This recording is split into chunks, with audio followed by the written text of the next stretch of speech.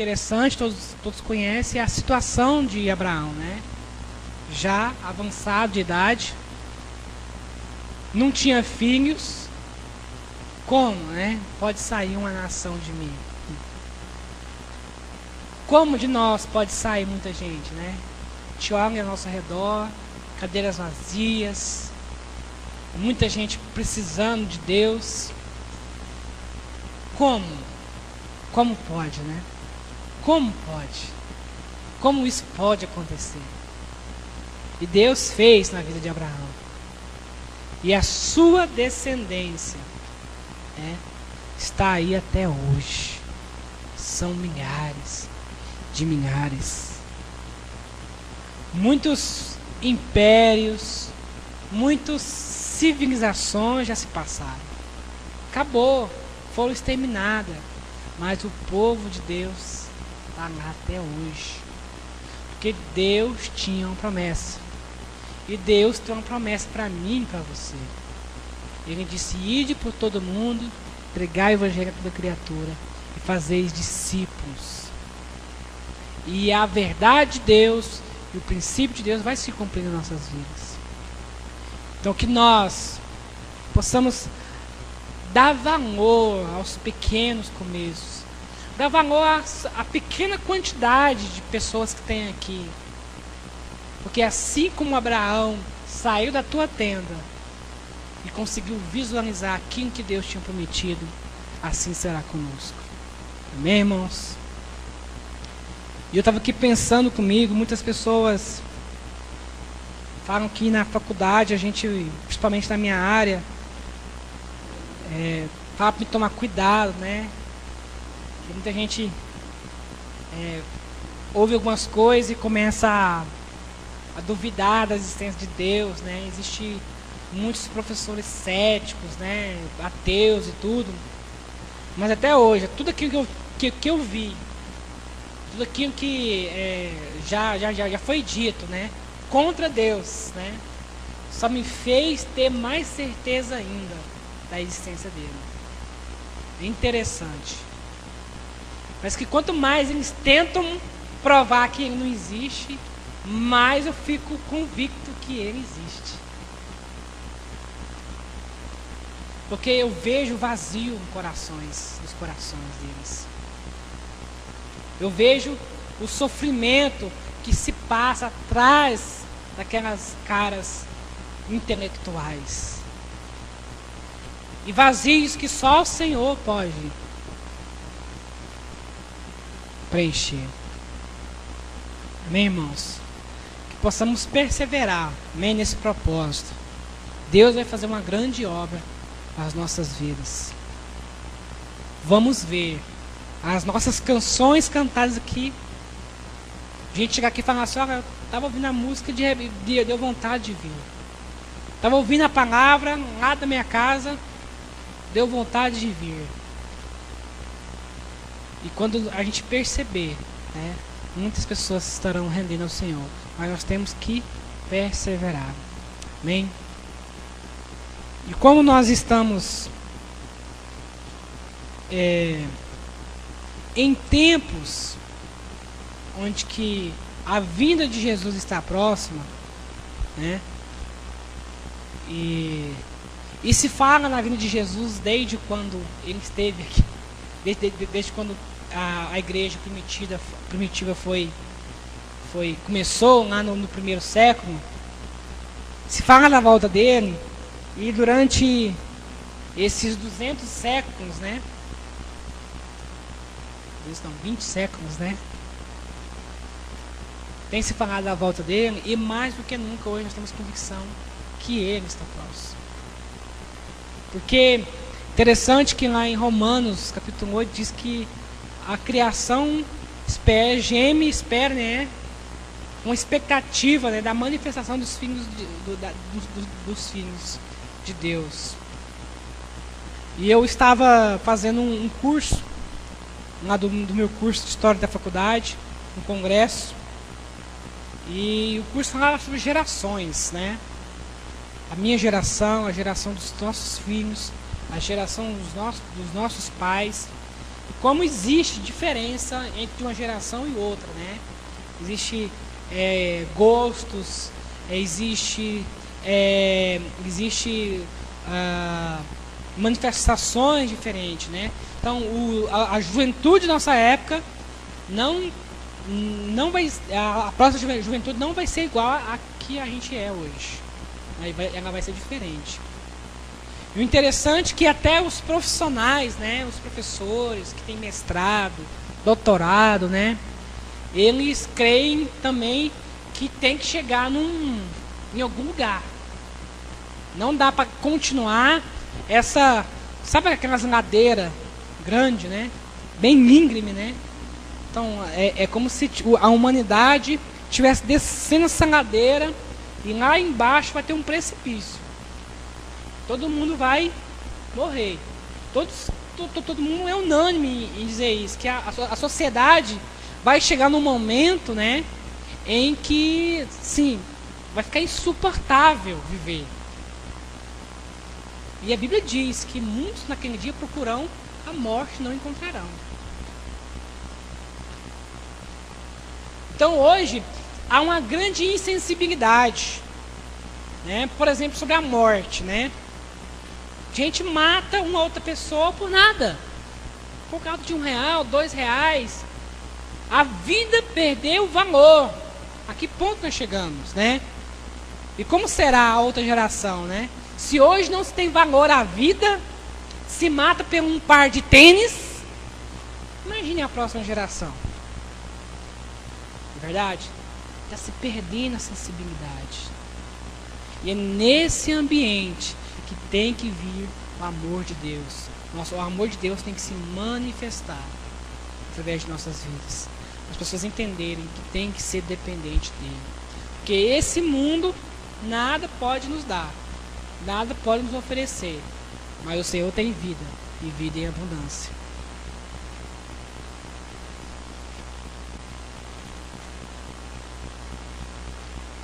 Aquela parte onde diz: muitos dizem, Senhor, Senhor, eu fiz muitas coisas no teu nome, mas eu vos digo, não vos conheço, a parte de mim que gosta de praticar iniquidade. O que você lembra, Zezinho? Isso. Versículo 20. Portanto, pelos seus frutos vos conhecereis. Nem todo o que me diz Senhor, Senhor, entrará no reino dos céus, mas aquele que faz a vontade do meu Pai que está nos céus. Interessante, né? Nem todo mundo diz que Senhor, Senhor, nem todo mundo que diz que crê em Deus, nem todo mundo que é até batizado, nem todo mundo diz que acredita em Deus, entrará no reino dos céus. Presta atenção no que Jesus está falando. Mas aquele que faz a vontade de meu Pai que está nos céus. Então, o que qualifica quem vai para o reino de Deus não é aquele que somente acredita, mas aquele que faz a vontade. Porque até o diabo acredita em Deus. E a Bíblia diz que até ele treme diante disso. Então não basta somente ser um crente ocasional, né? Tem que fazer a vontade. E aqui diz: muitos me dirão naquele dia, Senhor, não profetizamos no teu nome? E em teu nome não expulsamos até demônios? Interessante, né? Até quem tem autoridade de curar e expulsar demônio. Parece que o padrão de Deus é mais alto, né? Parece que o padrão para si, para o reino, é bem elevado. Se nem expulsar demônio, se nem curar enfermo, leva para o céu, o que será então, né? Parece que o padrão de Deus é bem, parece que é difícil de ser alcançado. Muitos me dirão naquele dia, Senhor, Senhor, não profetizamos, nós em teu nome não expulsamos demônios, em teu nome não fizemos muitas maravilhas? Então eu lhe direi abertamente, nunca vos conheci. Apartai-vos de mim, vós que praticai a iniquidade. Interessante que essa palavra aqui, nunca vos conheci, no original, não seria a palavra correta aqui, conheci. No original, a palavra correta para essa expressão é intimidade. Então, certo seria: aparta de mim vocês que não têm intimidade comigo. Né? Isso mostra o quê? Que além de Deus ter um padrão elevado, ele é uma pessoa que tem sentimentos. Porque é diferente de conhecer com ter intimidade. Porque a gente pensa que Deus é um robô. A gente pensa que Deus não tem sentimentos, que ele é insensível. Então aqui diz que sobre intimidade. Intimidade fala de alguém que existe uma relação, que existe um vínculo, né? Mas a gente vê Deus como alguém que está sentado no trono com uma veste branca e uma barba que cai lá no chão. Mas não, Deus é uma pessoa que quer intimidade. Ele é amigo, ele é pai. Então o padrão de Deus é fazer sua vontade e ter intimidade. Não é expulsar demônio, não é falar outras línguas, não é profetizar, não é ser um crente engomadinho. É fazer sua vontade. É ter intimidade com Ele. É confiar nele. Então, meus irmãos, a gente percebe que o padrão de Deus às vezes é muito diferente daquilo que a gente imagina. E a gente precisa redescobrir, né, essa relação com o Pai. É como um casal que está em crise, entende? Que quase não estão se suportando, estão com problemas muito graves. E eles têm que se redescobrirem. Voltar lá para a época do noivado, namoro, onde tudo era flores, bonito, lindo, maravilhoso. Tem que se reencontrar na pessoa de Jesus. O interessante é que ele está falando isso aqui não é para quem não conhece a palavra dele, para pessoas que conhecem a palavra. Pessoas que dizem que profetizam, para pessoas que se dizem que falam outras línguas, que curam os doentes, que ressuscitam os mortos. Ele está falando: para tudo que vocês estão fazendo. Para. O que leva para o reino é isso aqui. É intimidade. O que leva para o reino é intimidade com o Pai. Eu costumo sempre dizer que a gente vai se surpreender no céu. Vai se surpreender. Você vai ver pessoas lá que você vai pensar: não é possível que essa pessoa está aqui. Tem lógica. E cadê fulano? Parece que ele era tão cheio, né, do Espírito Santo. Cadê ele? Mas nós vamos nos surpreender quando a gente encontrarmos com algumas pessoas no céu. E então vos direi abertamente: não vos conheci. Apartai de mim, vós que praticai a iniquidade. Vamos para Mateus 25.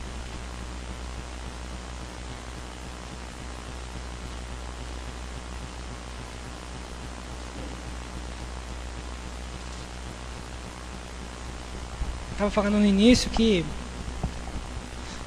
há 20 séculos se fala da volta de Jesus. E muita gente até programou e previu a volta de Jesus. E ele não veio. Não é verdade? E estamos aqui novamente falando que ele vai voltar.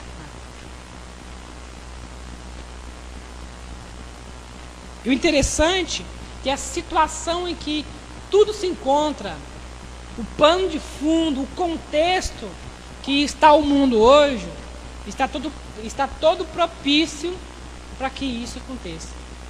Existem pontos fundamentais que estão acontecendo, que são profecias da Bíblia, que diz que vai acontecer, que tudo indica que ele está às portas, né? Que ele está às portas. Em Mateus 25, diz que então o reino dos céus, versículo 1, será semelhante a 10 virgens que tomando as suas lâmpadas saíram ao encontro do esposo. E 5 delas eram prudentes e 5 eram loucas ou nércias, né? As loucas, tomando as suas lâmpadas, não levaram azeite consigo, só levaram o azeite que estava na lâmpada, não levaram sobressalente. Mas as prudentes levaram o azeite em suas vasilhas com as suas lâmpadas. Então a gente percebe que o esposo é Jesus e as 10 virgens é a igreja, são os crentes. E aqui está dizendo que uma das metades das virgens levaram somente o óleo que estava na lâmpada. E a outra metade das virgens levaram, além do óleo que estava na lâmpada, uma vasilha com óleo. Não é verdade? E tornando o esposo,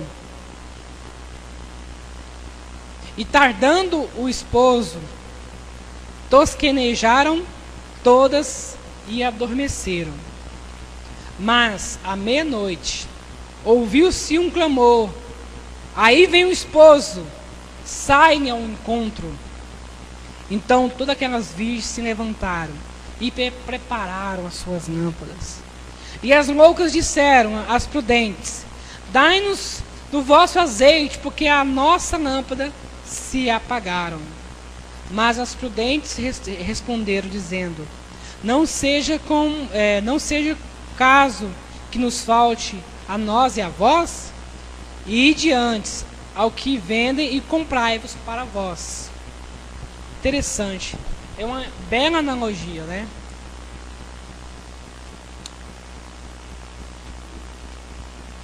Vamos fazer um contexto, um paralelo com nós hoje. Aqui diz que tardando o noivo. Parece que Deus está demorando. Parece que Jesus está demorando voltar. Até o ponto de nós pensarmos: não vai vir nada. Jesus, de Deus, vai ser historinha que inventaram, né? A ponto de demorar a certo ponto que as lâmpadas se apagassem. Quantos não estão assim?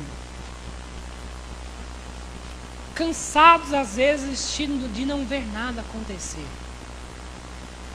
Desesperançosos. Parece que não rompe. Parece que as coisas não acontecem. Está demorando. Parece que não vai acontecer. Parece que está demorando. Mas aqui diz que à meia-noite ouve-se uma voz dizendo, né? O noivo vem.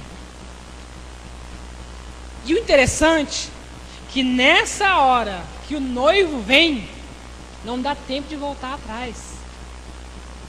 Prestaram atenção? Porque as virgens que não tinham levado óleo suficiente, né? Tiveram que voltar, tentaram voltar, ou pediram o óleo emprestado para as outras. Mas o que a gente percebe é que elas não entraram, porque não tinha azeite suficiente, não adiantava voltar atrás. Não adiantava. Então quando dizer, o noivo vem, não adianta mais. Quando o noivo estiver às portas, não vai adiantar você batizar. Não vai adiantar você aceitar Jesus. Não vai adiantar você falar: eu vou viver minha vida primeiro, depois eu tomo uma decisão se eu quero Deus ou não. Não vai ter essa oportunidade. Não vai dar tempo de você voltar para buscar mais azeite. Vai ter que ter azeite suficiente até que ele volte. Até que ele volte.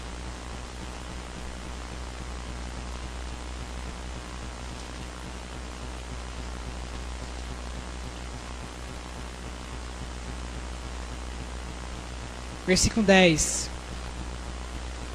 E tendo elas ido comprá-lo, chegou o esposo, e as que estavam preparadas entraram com ele para as bodas, e fechou-se a porta. E depois chegaram também as outras virgens, dizendo: Senhor, Senhor, abre-nos a porta. Não vai adiantar bater na porta. A hora de ter intimidade já passou.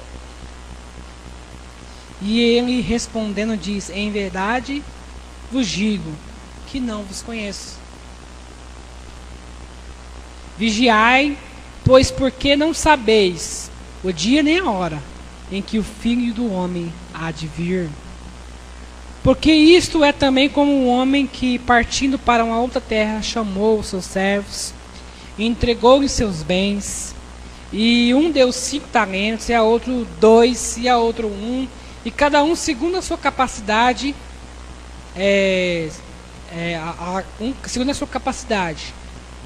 E assentou-se e ausentou-se logo para longe.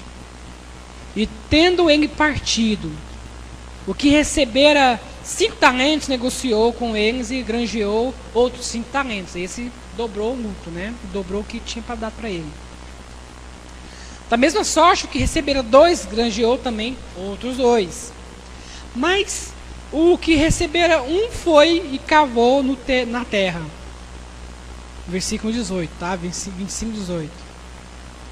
Escondeu e cavou na terra, e escondeu o dinheiro do seu senhor.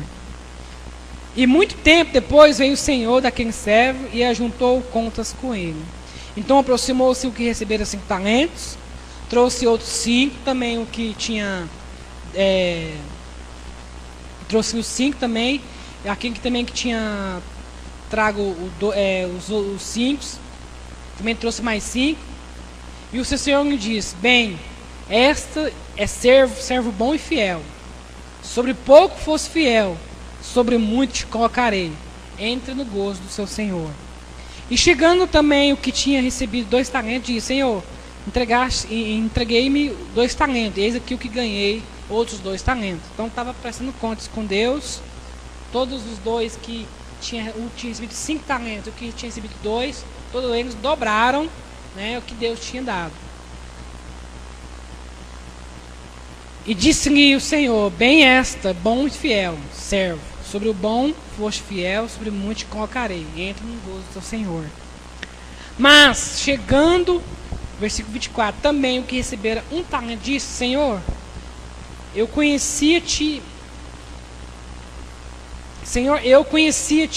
que és um homem duro, que ceifas onde não semeas, e ajuntas onde não espalhaste.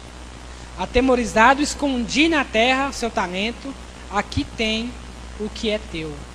O outro, ele ficou com medo de Deus, de perder, de não conseguir multiplicar, e enterrou, né? E ele disse, respondendo, porém, o seu senhor disse: mau e negligente servo, sabeis que ceifo onde não semeei e junte onde não espalhei. Devias então ter dado o meu dinheiro aos banqueiros, enquanto eu viesse receber o meu, estaria pelo menos com juros. Tirai, pois, o talento e dai aos que têm 10 talentos. Porque a qualquer que tiver será dado, se terá em abundância, mas o que não tiver, até quem sem lhe é atirado. Lançai-vos o servo inútil das trevas exteriores, ali haverá pranto e ranger de dentes. Aqui essa parábola mostra o quê? Que Deus não nos dá nada que nós não conseguimos administrar. segundo a capacidade de cada um. Não adianta a gente querer ser aquela pessoa, querer ser outra pessoa. A gente olha ao nosso lado e vê alguém que faz mais coisas que você e você fica no erro pensando que ela é melhor que você. Deus dá segundo aquilo que a gente tem capacidade. Se o servo fiel tiver, se aquele servo tivesse multiplicado aquele um que ele tinha ganhado, o direito dele seria igual àquele que ganhou 5 e multiplicou mais 5. Seria igual. Então no reino de Deus é assim. Não existe maior e nem menor. Não existe mais bonito ou mais feio. Existe aquele que faz a vontade do Pai. Então, meus irmãos, e aqui na outra parte do capítulo 25,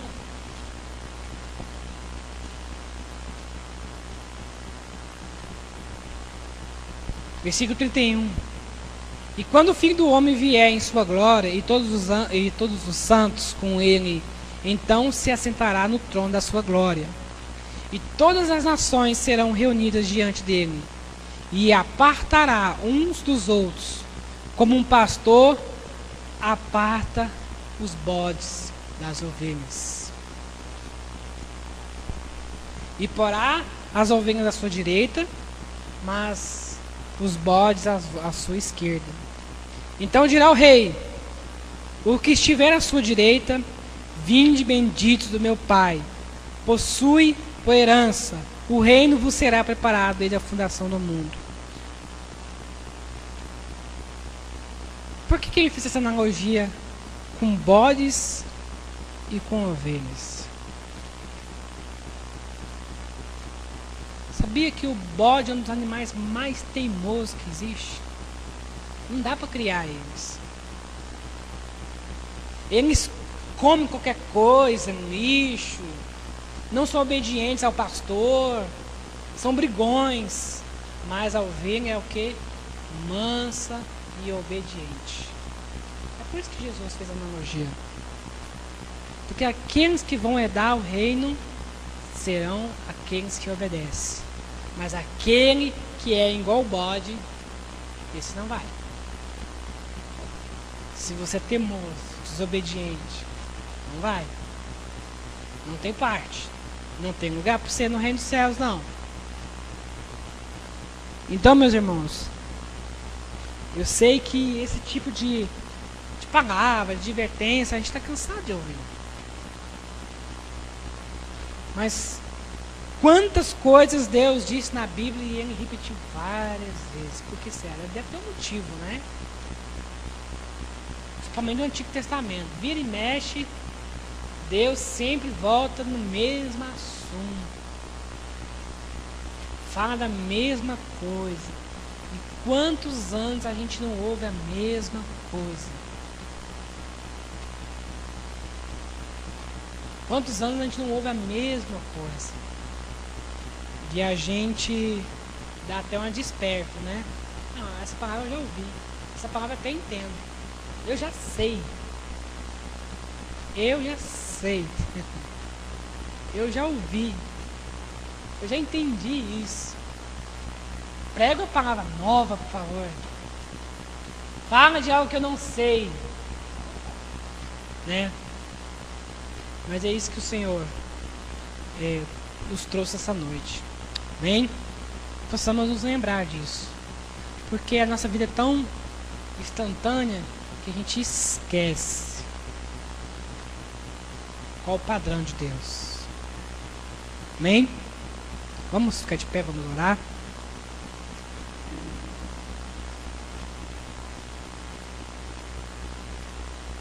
Senhor, nós te agradecemos, Senhor. Oh Deus, sabemos que na verdade o seu padrão não é alto, o seu padrão não é muito elevado, Senhor.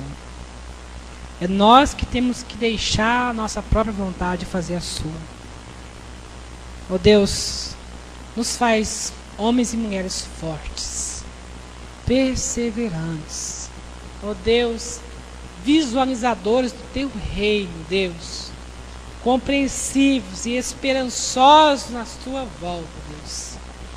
Que não se que não ficam pensando que o noivo demora, que está sempre preparado, porque assim como a sua palavra diz, ninguém sabe a hora nem o dia. Que a gente possa estar sempre com uma vasilha cheia do teu óleo, meu Deus, para que quando seja que for que o Senhor volte, todos estejamos preparados, todos estejamos prontos, em nome de Jesus. Nós oramos, bendizemos o teu nome. Amém e amém. Meus irmãos, então nossa reunião está encerrada. Nosso recado é que você chame mais pessoas, convide para estar conosco aqui todos os sábados às 20 horas, em nome de Jesus. Amém? Uma boa noite a todos e até amanhã na reunião a partir das 7h30.